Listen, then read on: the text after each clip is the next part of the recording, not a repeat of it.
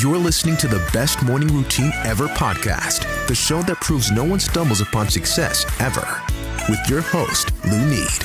Every Mondays and Thursdays, we deliver cold hard evidence behind the power of a robust morning routine. Get ready to be transformed by the renewal of your mind. Hello, morning enthusiasts. Welcome to the Best Morning Routine Ever podcast.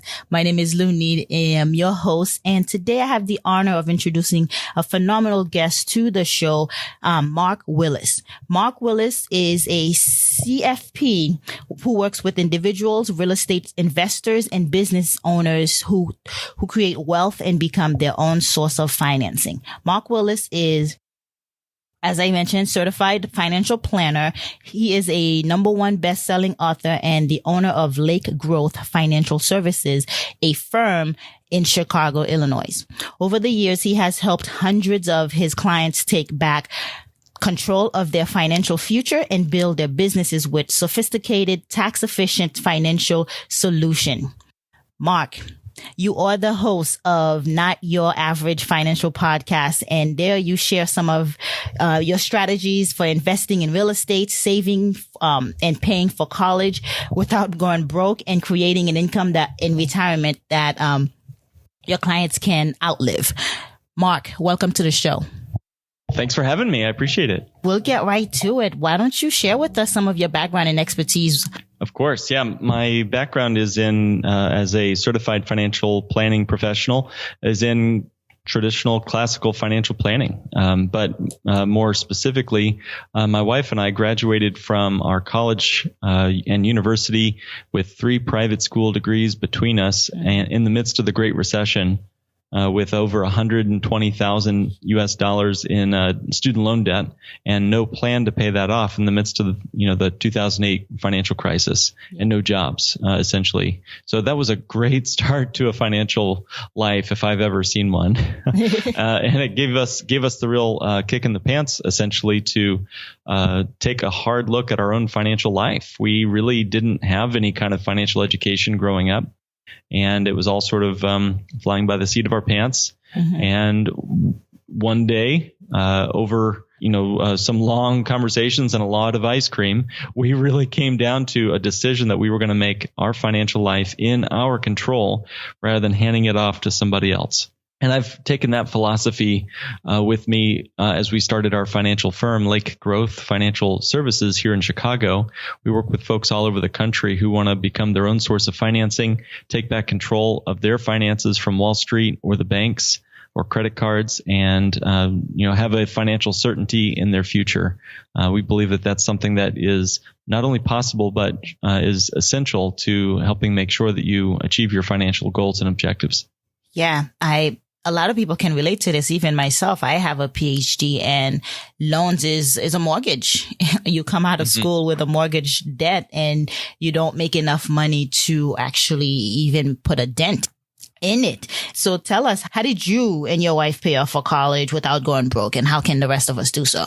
Great question. The problem with traditional debt payoff strategies is that it leaves us feeling empty. If anyone's ever eaten, one extra too many slices of cheesecake, or a few too extra drinks at the bar, you feel that feeling of emptiness the next after you're done. It feels great in the moment to pay off that big student loan or that big credit card, but the trouble is, we have nothing to show for our hard-earned payments, debt payoff payments, except a bunch of thank you notes. Thank you for your payment. Thank you for your payment. And those don't do a whole lot for your own retirement, do they? I mean, no.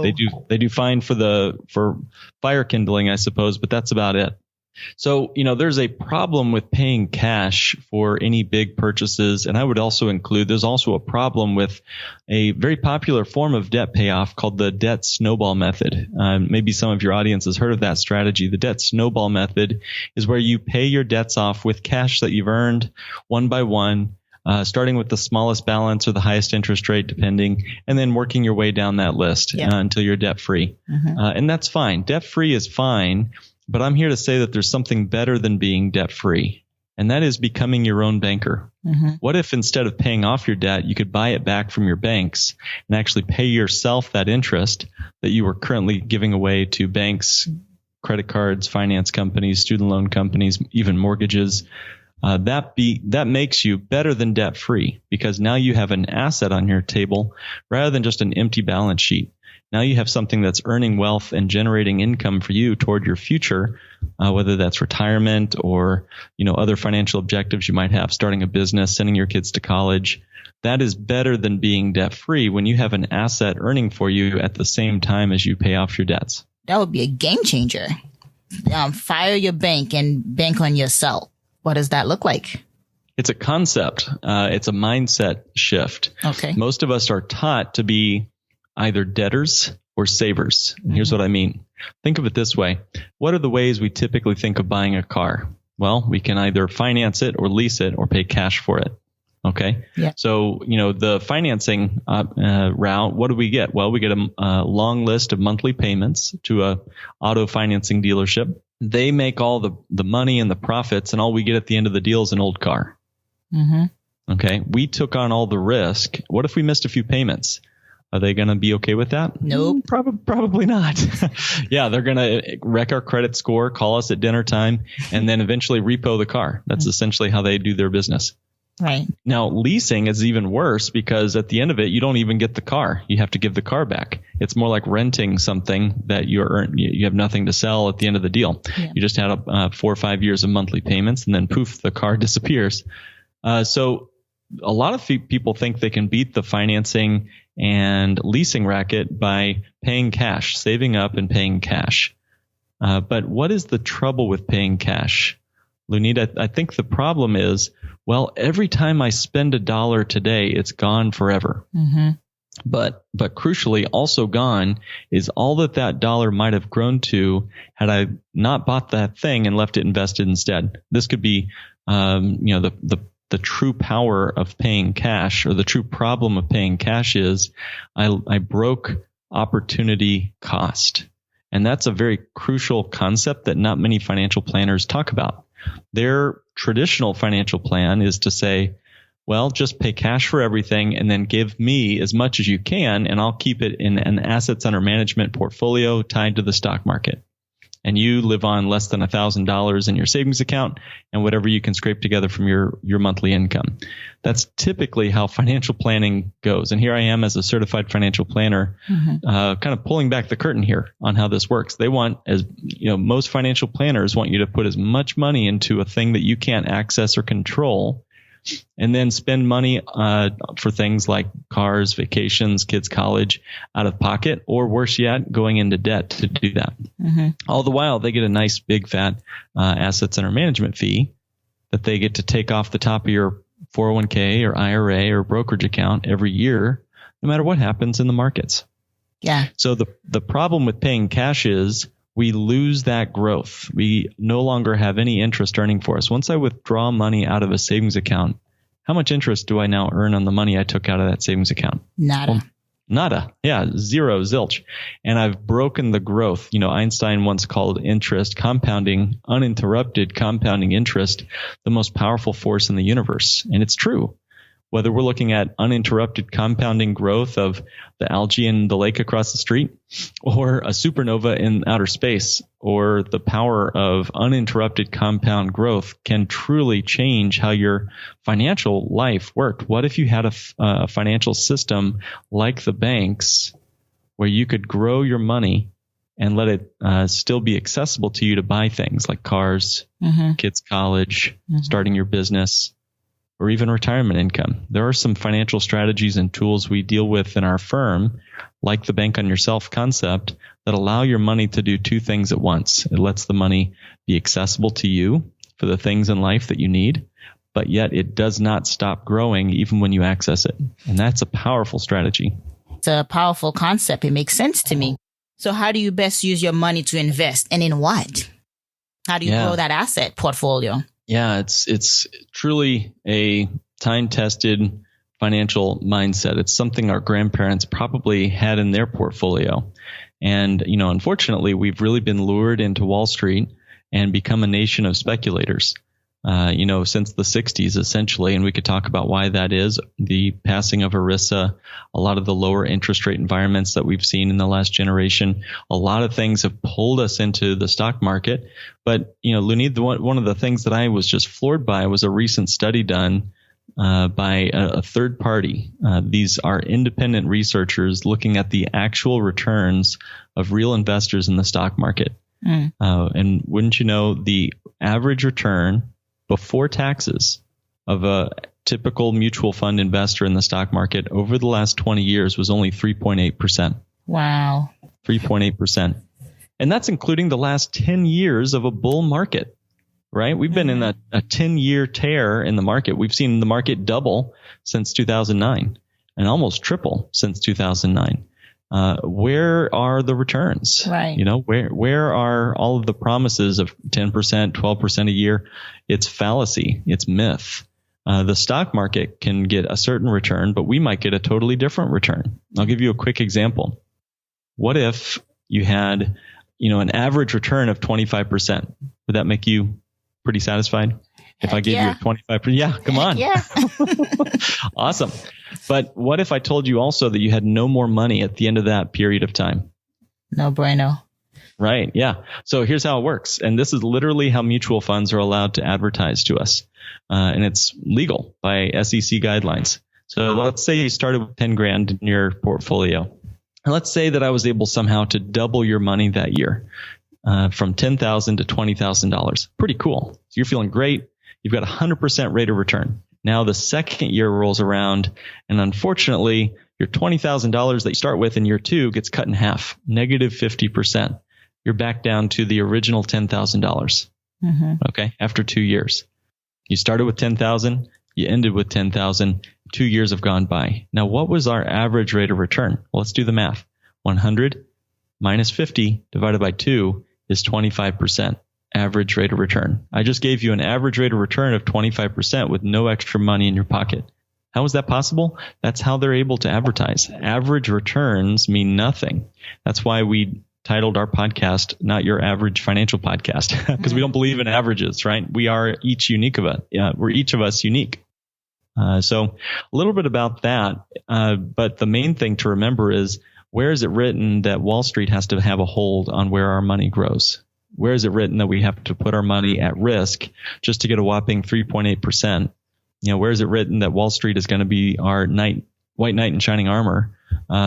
Maybe there's better places that allow your money to grow safely, predictably, in a way that lets you become your own source of financing. We use a typical, very old-fashioned form of whole life insurance that lets us do this. But we're modernizing it typically with certain riders that build the cash value much faster than old-fashioned whole life that Dave Ramsey or other folks might talk about.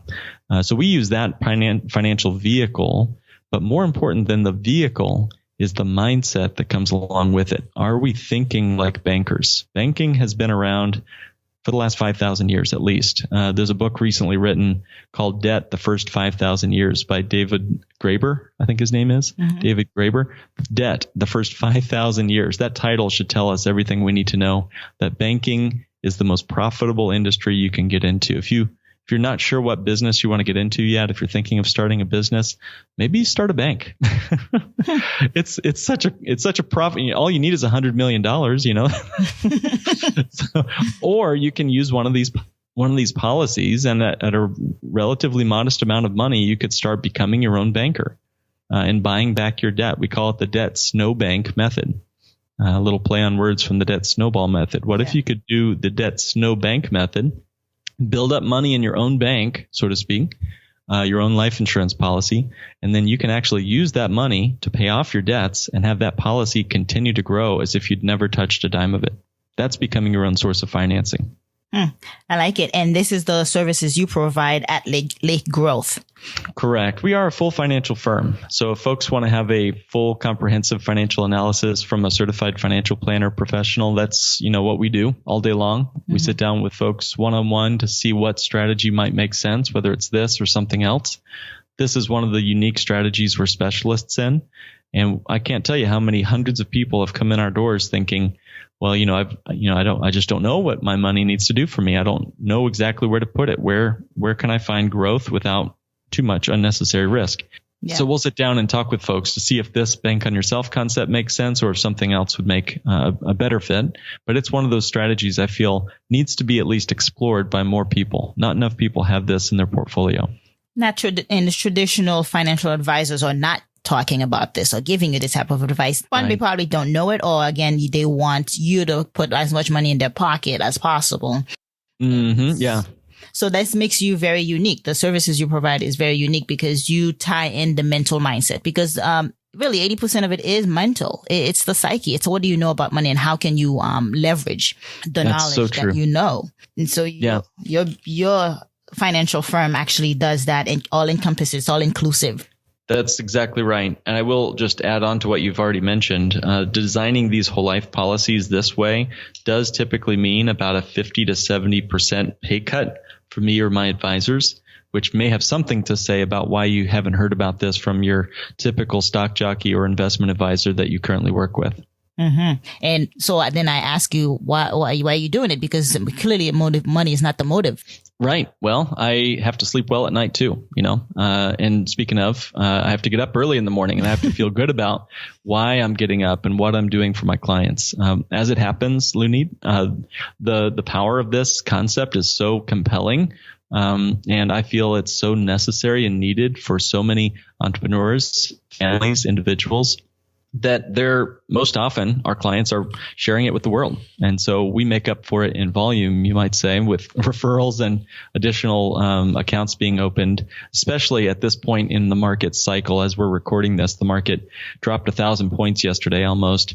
And we're back to volatility, that's for sure. Mm-hmm. And who knows where it'll be when folks are listening to this episode. And that's the whole point. There's no control over where the market will be today, tomorrow, or the next day.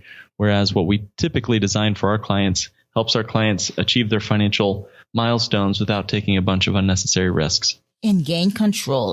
That's what you said. That's what sticks out, is how do you get control of your money and how you invest your money? Because don't leave it out to the government to do it for you, to run it for you. Mm-hmm. That's exactly right. So tell us, you're running a successful firm.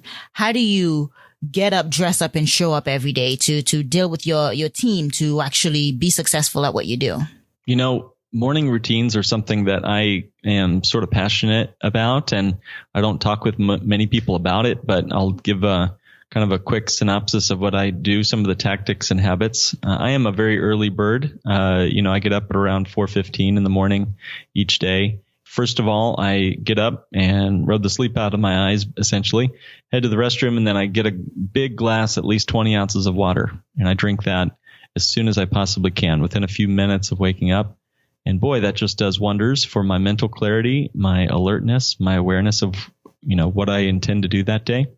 After that, I head to a coffee shop that's open and I get some work done. I get to thinking about my day. I use something called the Full Focus Planner. Mm-hmm. Which gives me a daily reminder, a written reminder, a physical binding agreement with myself that's in ink that says, here's what I'm intending to do today. And here's the 3 big things I want to do.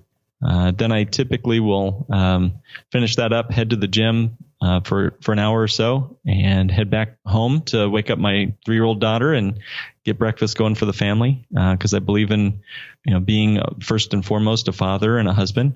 And man, it just changes the day when you have had the love of a child look into your eyes. It really makes you, just want to get out there and take on the world. Conquer the world. Exactly. Yeah. So that's for me at this moment. Life changes and the chapters of life will continue to turn, but that's the best and my favorite. A little bit of meditation typically before I wake my daughter up, 5 minutes or less. That's all I can squeeze in right now, but it helps me get centered on the present moment. And stop, chasing after this, that, or the other thing. Mm-hmm. But other than that, it's a tremendous and fun experience. And so far, it seems to be yielding a lot of dividends for us. Yeah, I love your concept of drinking water first thing in the morning. I do the same. I actually prep it the night before. And you said it's that brain clarity. It gives you that clarity, and it helps with brain fog. tremendously. And it's just at room temperature, 1 full glass, because we are at a fasted state. At night, if we're sleeping for 7 to 8 hours. And so we need to replenish. We need to rehydrate. And also the body worked overtime during the night trying to expel toxins out of our bodies.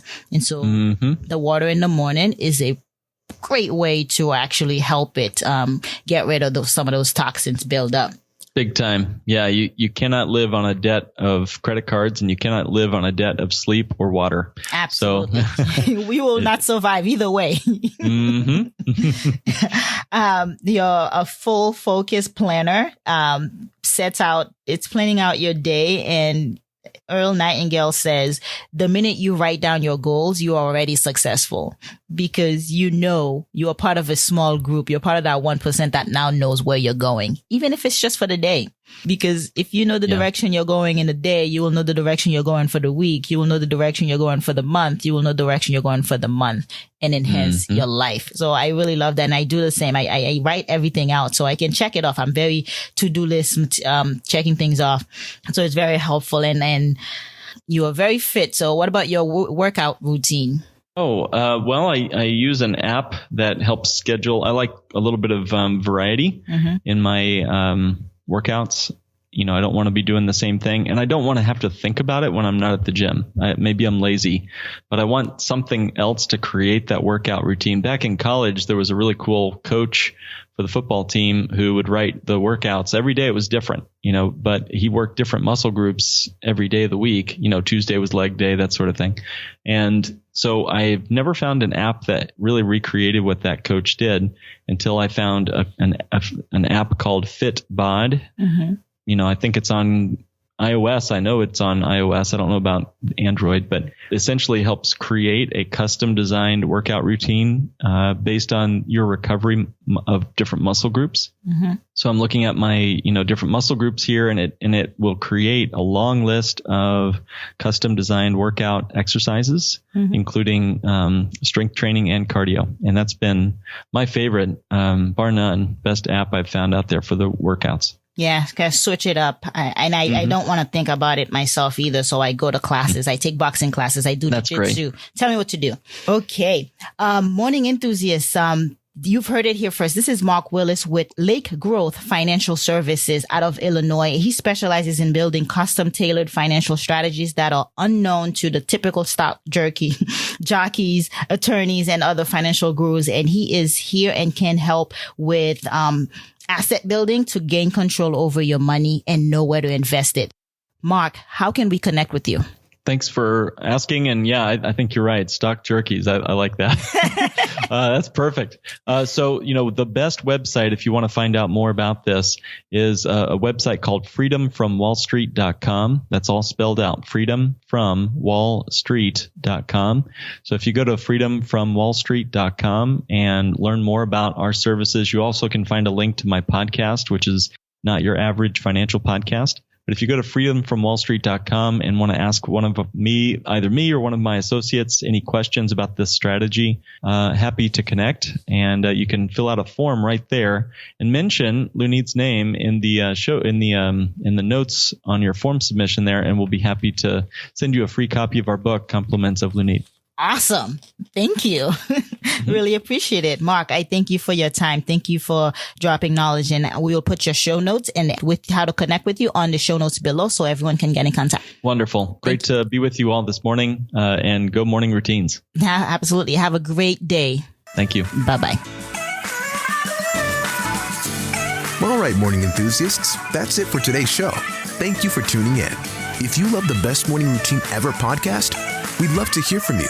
So go ahead and subscribe, rate, and give a review on iTunes or Google Play. While you're at it, tell a friend about the show.